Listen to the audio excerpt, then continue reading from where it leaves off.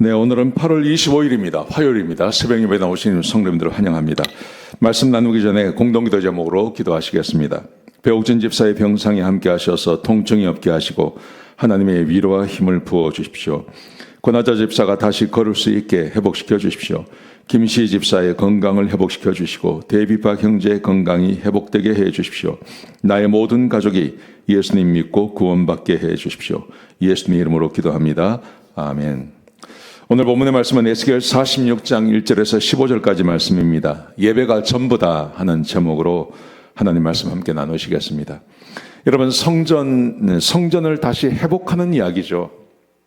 성전을 다시 회복한 다음에 어떻게 예배를 드려라. 첫 번째, 왕이 예배를 드려라. 이렇게 어제 말씀을 드렸습니다. 오늘은 어떻게 백성과 왕이 이 성전, 새로 지어지는 성전에서 예배를 드릴 것인가에 대해서 아주 자세하게 하나님께서 우리에게 설명해 주고 계신 것입니다. 여러분, 그런데 지금은 성전은 우리 몸이 성전이라고 그랬습니다. 우리 몸이 성전.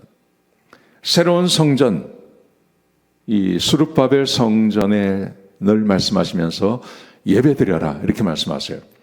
여러분, 우리가 성전이라고 말씀하십니다. 여러분, 우리가 하는 일 중에 가장 중요한 일이 뭐라고 생각하십니까?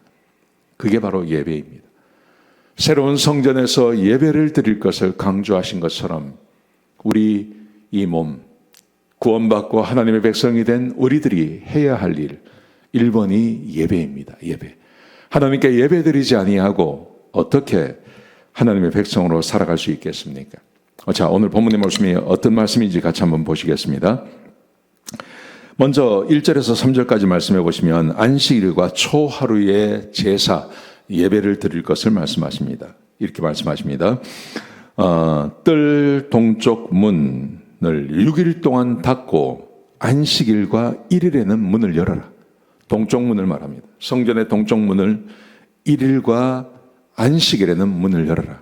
문을 열면 거기에 왕이 바깥문을 통해서 그리로 들어오고 제사장이 들어오고 그리고 백성들이 그 문을 통해서 들어오는 것을 말하는 겁니다.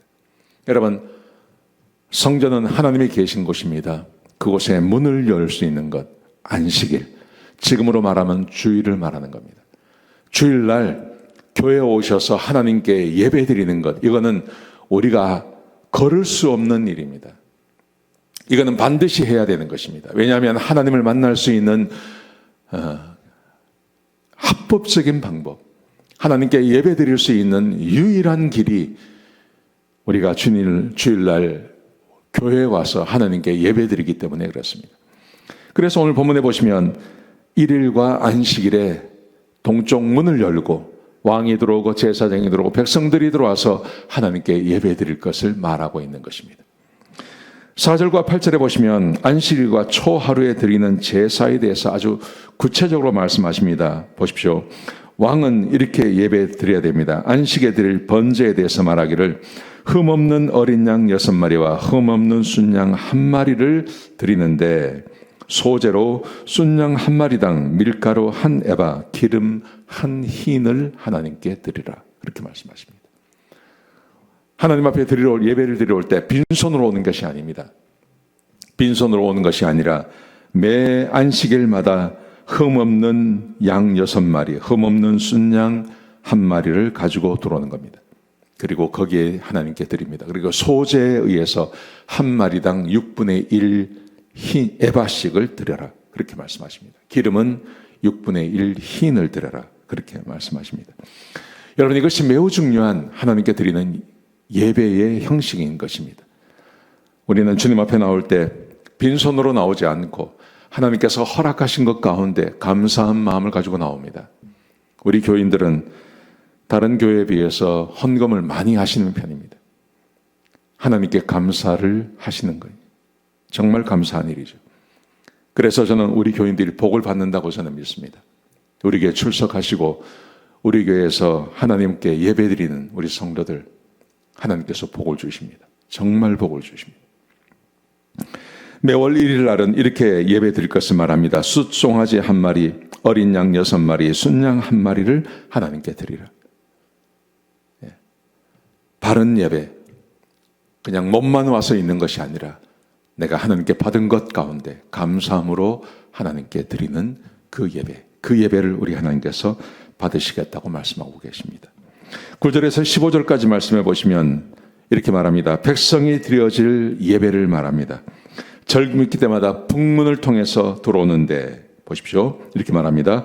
소제로 드리고 그리고 자원하는 마음으로 하나님께 번제와 화목제, 감사제를 드릴 것을 명령하고 있습니다. 여러분, 우리가 하나님 앞에 나올 때 자원하는 마음이 매우 중요합니다. 하나님 앞에 나가고 싶은 마음이 있어야 하는 것입니다. 주일날 예배 드리러 나가는데 가기 싫어요. 가기 싫은 마음이 있는 것과 하나님께 가서 예배 드리고 싶은 마음이 있는 것은 천양지차입니다. 그리고 예배 드리는 태도도 달라지는 것입니다. 예배를 드리는 과정도 달라지는 것입니다. 예배가 끝났을 때 주어지는 은혜도 다른 것입니다. 여러분, 혹 여러분의 마음 가운데 자원하는 마음이 없다면 하나님께 자원하는 마음을 달라고 기도하시기 바랍니다. 예배가 기다려지고 예배를 사모하고 예배에 나와서 하나님께 찬양을 드리고 기도를 드리고 하나님께 마음을 다해서 예배 드리는 것, 그게 정말 중요한 것입니다. 저는 우리 교회를 출석하시다가 이제 더 이상 움직이지 못하게 되어서 임종하시기 직전에 우리 성도들을 많이 만납니다. 근데 그분들이 하나도 예외 없이 늘 하시는 말씀이 있어요. 교회에 한 번만 더 나가서 하나님 앞에 예배드리고 가고 싶다고 늘 그런 말을 하세요. 여러분, 그런데 정작 건강하고 얼마든지 주님 앞에 나올 수 있는 우리들은 어떻습니까? 우리들은 그런 모습이 잘 보이지 않아요. 이르 핑계 저 핑계로 예배를 빠지는 분들이 상당히 많습니다. 저는 그걸 볼 때마다 마음이 아파요. 여러분, 물론 일하는 것 때문에 어쩔 수 없어서 빠지는 건 어쩔 수 없죠. 그런데 그게 아니라면 예배 빠지지 마십시오. 예배를 자원하는 마음으로 예배에 나오십시오. 그리고 하나님의 은혜를 받아보십시오. 하나님의 은혜를 사모하는 마음으로 나와보십시오. 하나님께서 반드시 우리의 인생을 바꾸어 주십니다. 오늘 본문에 보시면 예배가 전부라고 말씀하세요. 성전을 지어놓고 그 성전에 가서 예배드리는 것, 그 예배가 전부라고 우리에게 말씀하고 계시는 것입니다. 사랑하는 성도 여러분, 이 말씀 꼭 기억하시고 예배를 소중히 여기시고 예배를 사모하시는 저와 여러분 되시길 주의 이름으로 축복합니다. 기도하시겠습니다. 아버지 하나님, 감사합니다. 하나님께서 성전을 지으시고 예배를 명령하셨습니다. 우리가 성전 되었습니다. 우리 한 사람 한 사람이 성전이 되셨다고 말씀하셨습니다. 우리가 할 수 있는 최고의 일은 하나님께 예배드리는 것입니다. 하나님, 우리 성도님들 한 분도 예배를 경히 여기지 않게 해주시고 최선을 다해서 하나님께 자원하는 마음으로 예배드리는 예배자들이 될 수 있도록 도와주옵소서. 그렇게 예배를 사모하는 분들에게 하나님께서 예비하신 은혜를 부어 주옵소서. 매주 그런 예배가 행해질 수 있도록 인도하여 주옵소서.